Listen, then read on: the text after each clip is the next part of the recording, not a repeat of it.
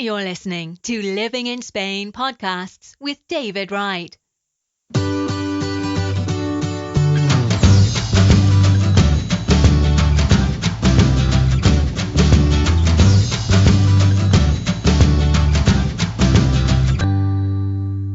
Okay, so my name's David Wright and welcome to another one of my podcast shows. Today I've got Jan Peters and he's a financial advisor here, not far from me, on the way to Malaga, between Almeria and Malaga.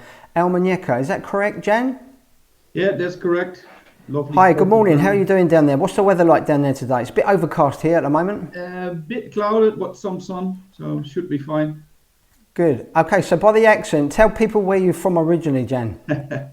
Always the accent. Yeah, I'm originally from the Netherlands, but we're living in Spain now for about 15 years. 15 years, nice one. So Jan, what made you move to Spain and particularly the part of Spain that you are at the moment? We moved to Spain, I think most people do for the weather, for the nice climate, for the nice way of living. We have spent about 1 year before we came to Spain on Tenerife, went back to the Netherlands, only to discover that we really missed the Spanish climate and the Spanish way of living. So, main reason, lifestyle, so to speak, I think. So, are you living in a house, apartment? Have you bought? Is it rented? Tell us a little bit about that. At the moment, we are living in a rented apartment in the center of town because we have 2 smaller children and it's easy access to schools. They can play outside and meet with friends and all that stuff, you know. Sure, great. Okay, so for the listeners, you're a member of the group. You've been a member of the group for some time now. So just tell us what is the services you offer for people and what is your business? Tell us a little bit about that.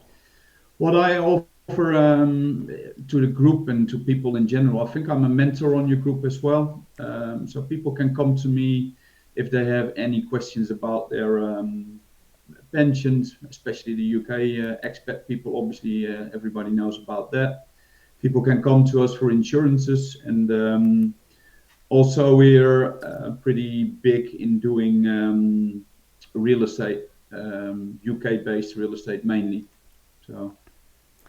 Yeah, and how has Brexit and the COVID affected your business at the moment?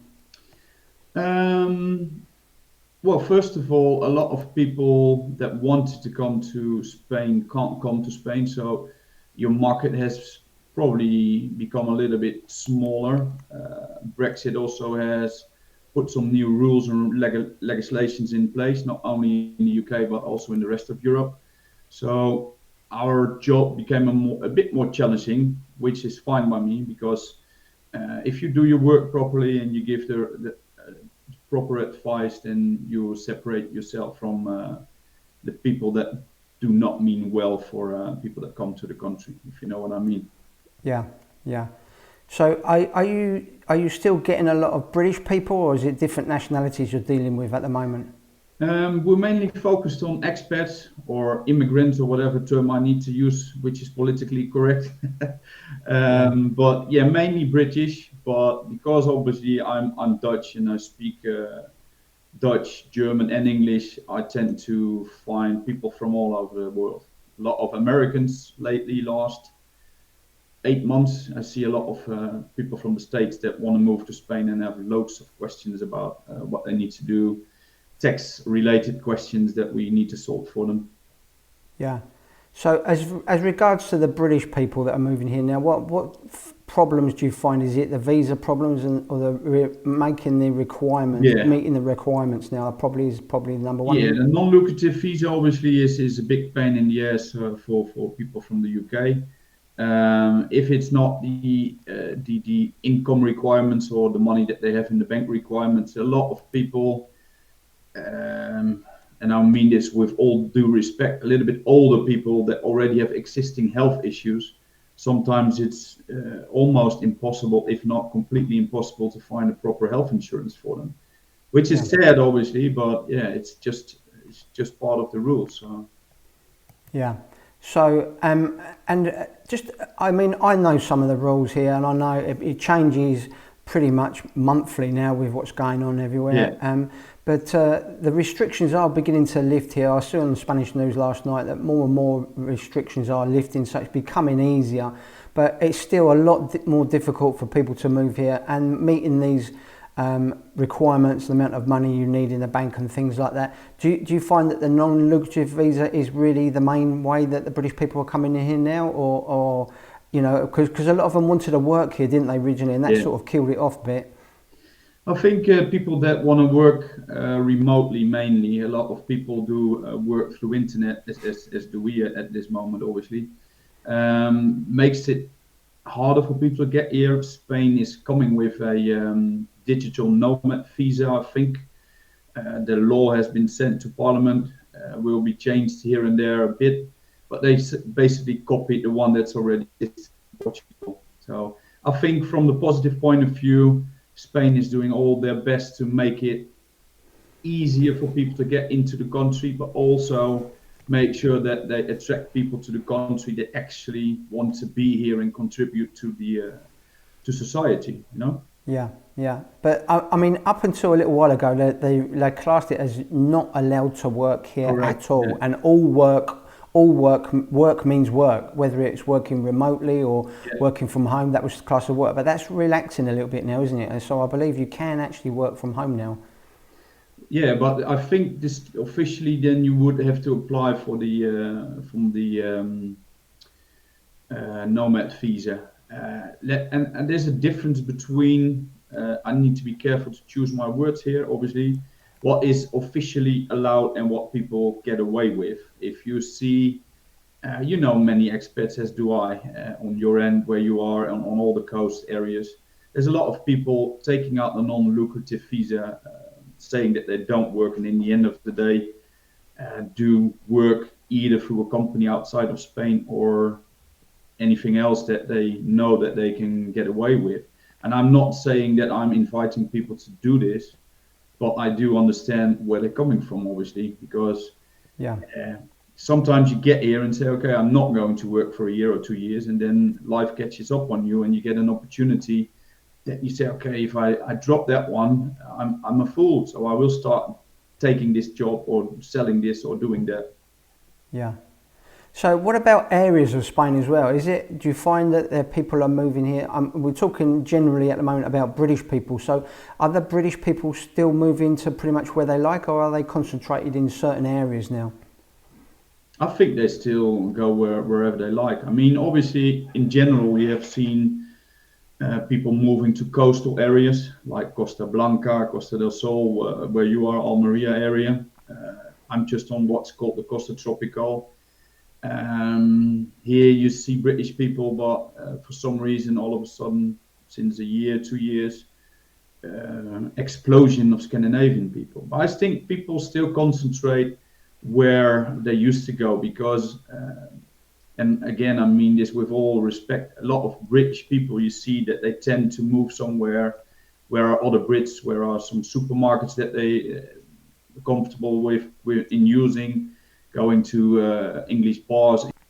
I mean, I saw that, and I personally did the same thing. And I think it's not a bad idea when you first move here, especially if you don't speak the language, to be around other people from your country that speak your language. Because I learnt a lot from people here when I first moved to a very British area, and I learnt where to get the electric put on, the TV and the lights, and how to pay your bills and stuff like that. But then after a while you find that you don't really want to be in a little mini England, or at least I didn't, and I wanted to move it out a little bit and mix more and integrate more with the Spanish people. So I still think it's a good idea to be in a bit of a comfort area, you know, where you feel comfortable, but then you can explore, move out from there. So tell us a little bit about the area where you are, and what's it like there? What are the attractions there to people, and why should they go there? Or should they not go there? Like I said, it's called Costa Tropical. It's one of the costas that's not really well known, I think, not for tourists and not for people from outside of Spain in general. So we're next to the Costa del Sol. And the area here has a subtropical climate. So it never is normally colder than 16 to 18 degrees Celsius all year round. There's not a lot of rain. When it rains, it's only a few days really hard, which has been a while, as you probably know. Why should people move here? because it's still authentic, partly. It's not as touristic as like Torremolinos or Fuengirola or Benidorm, for example.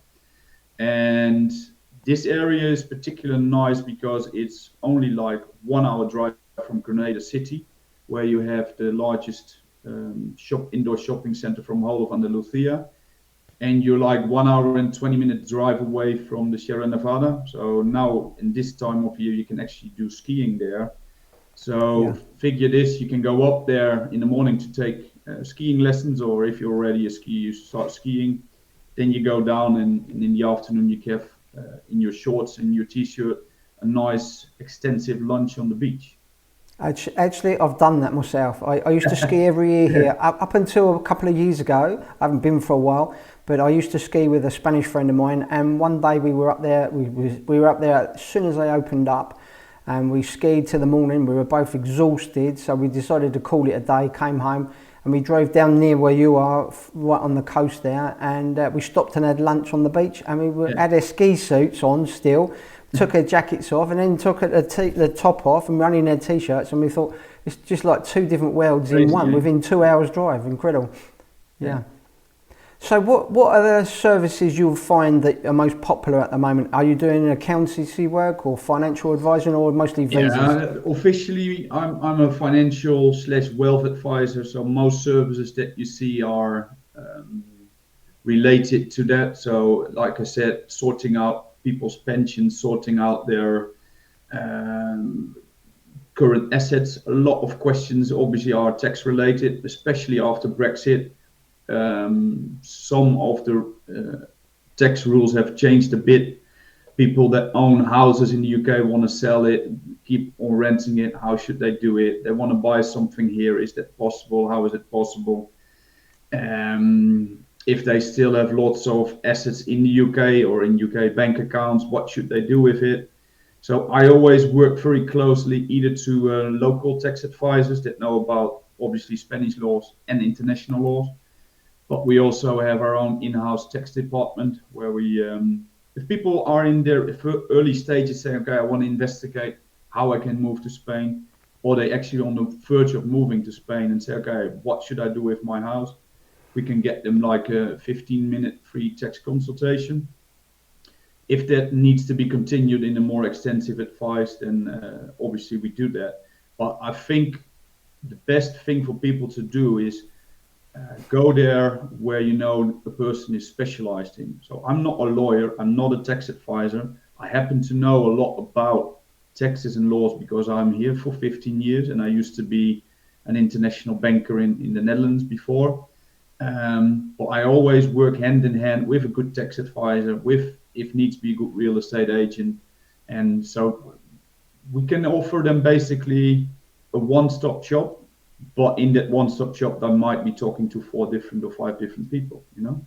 One of the things that we see a lot for post-Brexit, so when Brexit happened, before Brexit happened, I have to say, there were still a lot of people, UK expats that were living here, still taking advice from the local UK financial advisor or any advisor. When Brexit happened, all the other European countries in the EU said, listen, as soon as you're not inside the EU anymore, also all your licenses and your qualifications are not valid any longer in, for example, Spain. So what you have to be really careful about is that you're not taking advice from somebody that's not allowed to give you any advice anymore, because if something goes wrong and you lose a lot of money or you get into trouble, who are you going to turn to? You can't turn to the FCA in the UK because they say, okay, sorry, you're living in Spain, so it's nothing to do with us. You cannot go to the DGS or any other entity here in Spain because they said, hey, you are the one that took out advice from somebody abroad, not us. So what is it that you want us to do? And I mean, a lot of people say it's a minefield, Spain. I don't think so. It's just like you're saying, talk to the right people, talk to the people that have done what you want to do, have moved, take the leap, go to Spain, went to Spain. Either you learn the language or you don't, but that's just take advice from the proper sources. that will give you so much benefits. And why try to reinvent the wheel? I always say.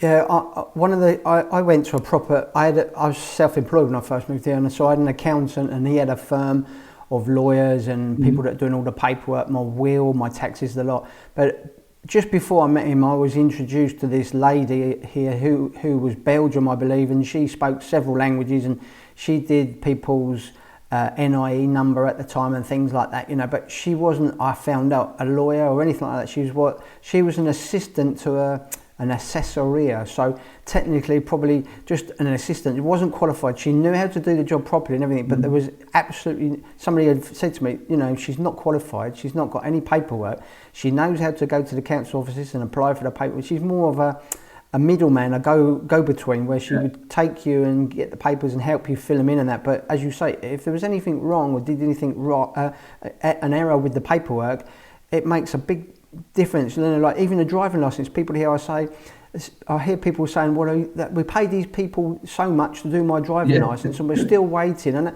I mean, but who's this person? Oh, it's a friend of ours, they were recommended, they do driving. But they're not even, you've got no comeback, they lost their money, everything. And also the paperwork's gone through. So probably the authorities will look at it, tear it up and put you on a blacklist or something. You know, the next time you try and get it, they say, well, you've applied for it, but it's wrong, you know.